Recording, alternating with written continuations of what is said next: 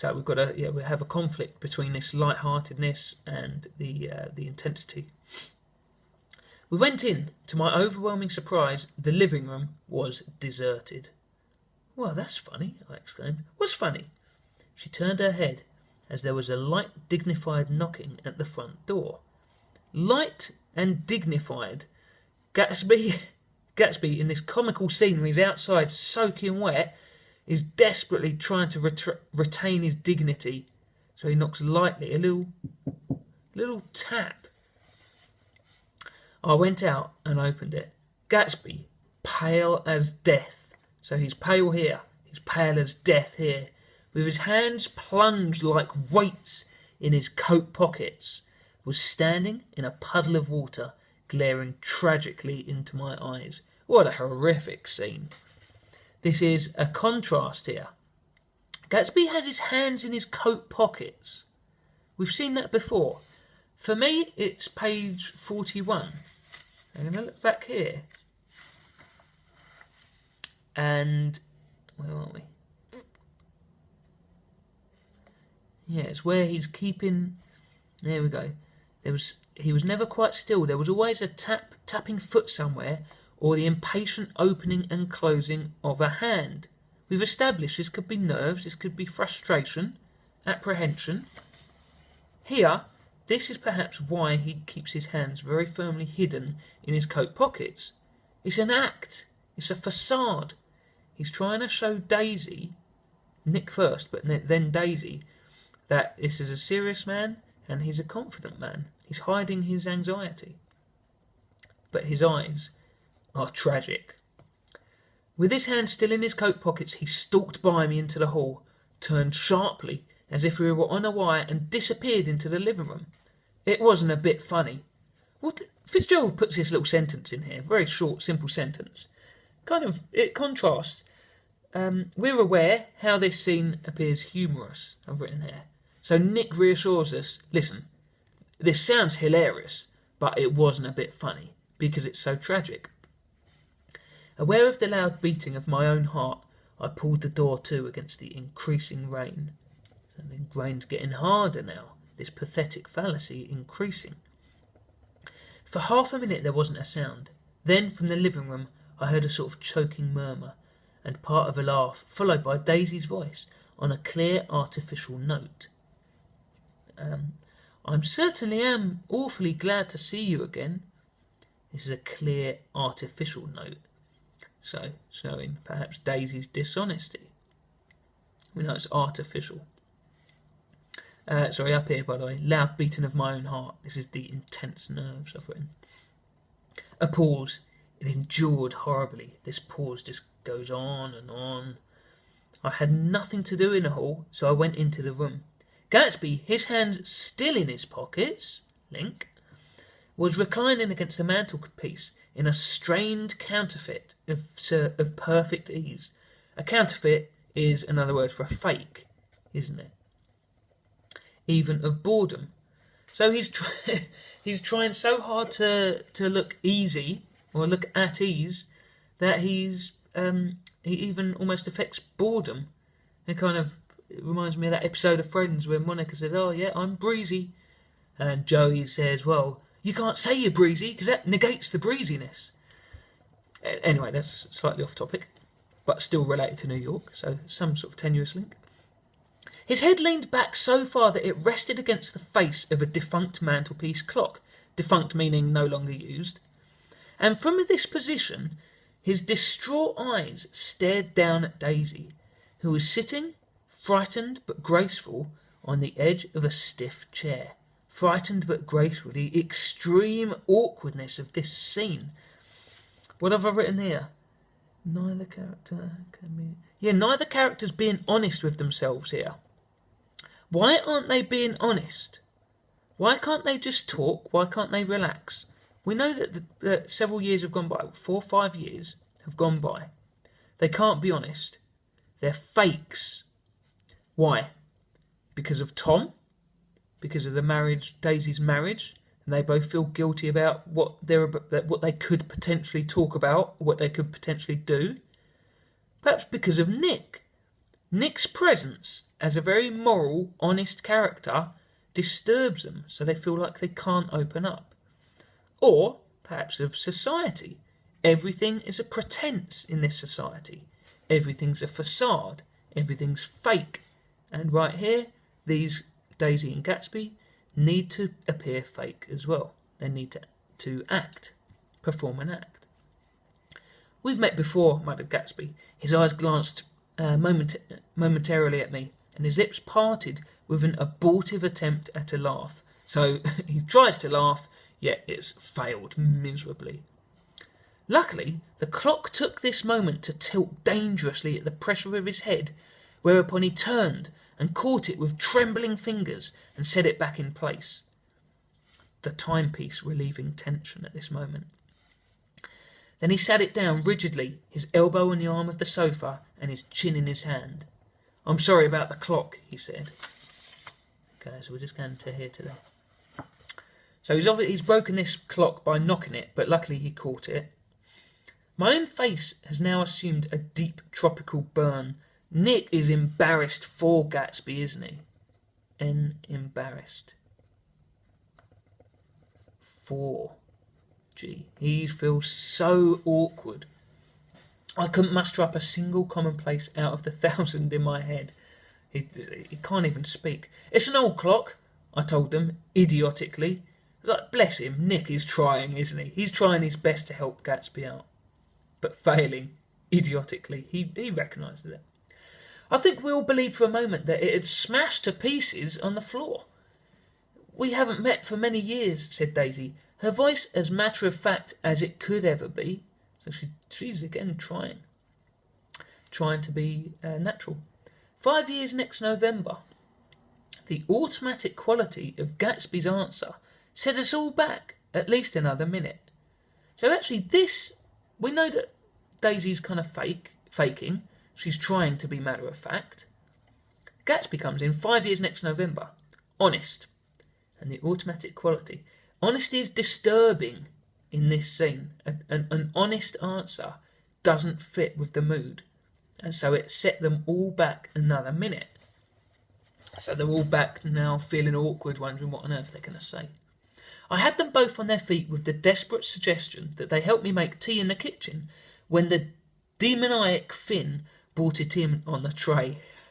Now this is hilarious, this thing. Nick singing, "Right, okay, I know what we're going to do. We'll all go and make tea in the kitchen. That's something to do. It'll take their mind off it." But the Finn, described as a demon, this Finnish servant said, "Oh, hi, I just brought in some tea." So the three of them, you can imagine this scene. Extreme awkwardness continued by the unwitting maid. Is my little annotation there. Amid the welcome confusion of cups and cakes, so any sort of noise, any sort of movement is welcome here, a certain physical decency established itself. Gatsby got himself into a shadow.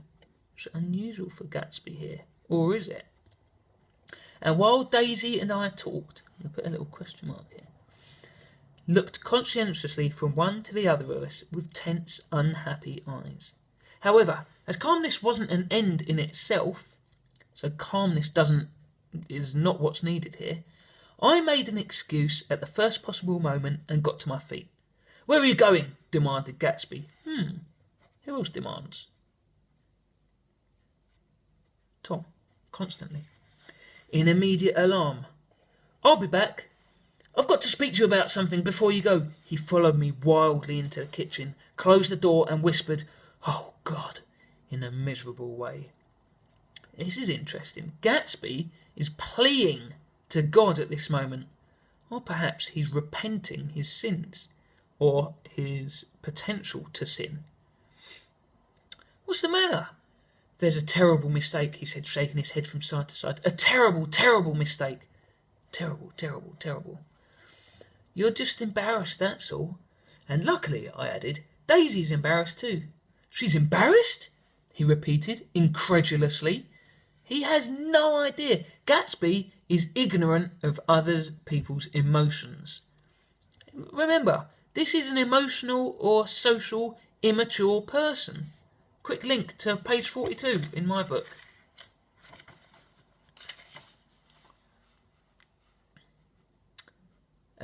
Yeah, 41 and 42. Look here, old sport. Look here, old sport, he broke out surprisingly. What's your opinion of me, anyhow? Look at the social awkwardness of Gatsby. Who asks that question? Just as you are. Sorry, so Daisy's just as embarrassed just as much as you are. Don't talk so loud. You're acting like a little boy, I broke out impatiently.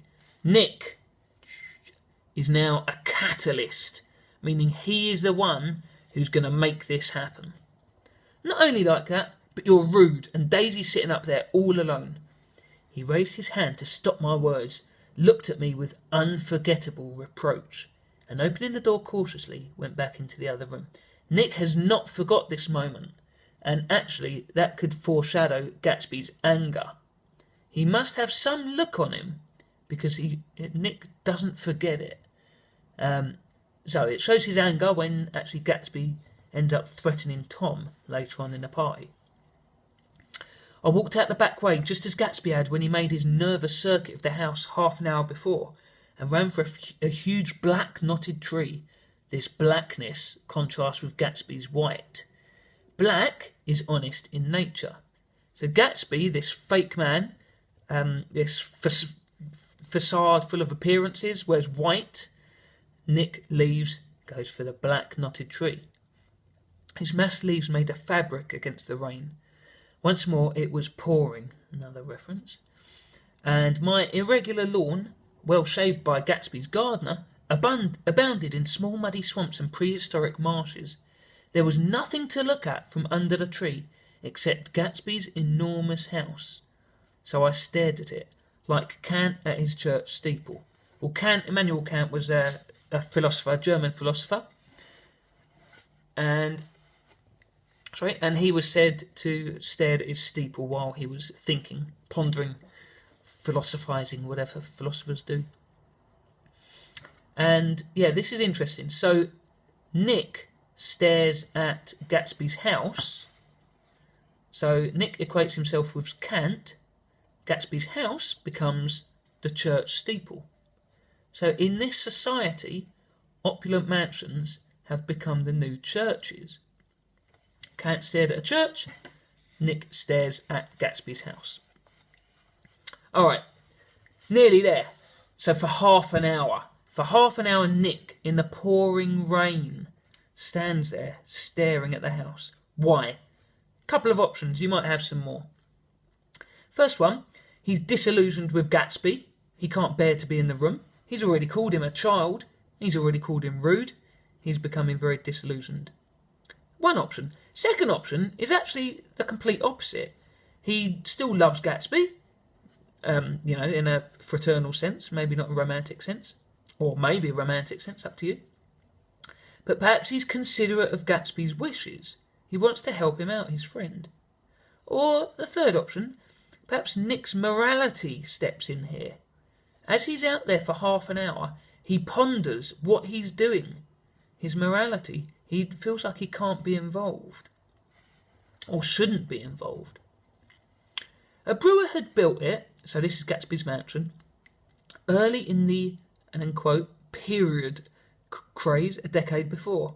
And there was a story that he'd agreed to, another little bit of gossip here, but there was a story that he'd agreed to pay 5 years' taxes on all the neighbouring cottages if the owners would have their roofs thatched with straw.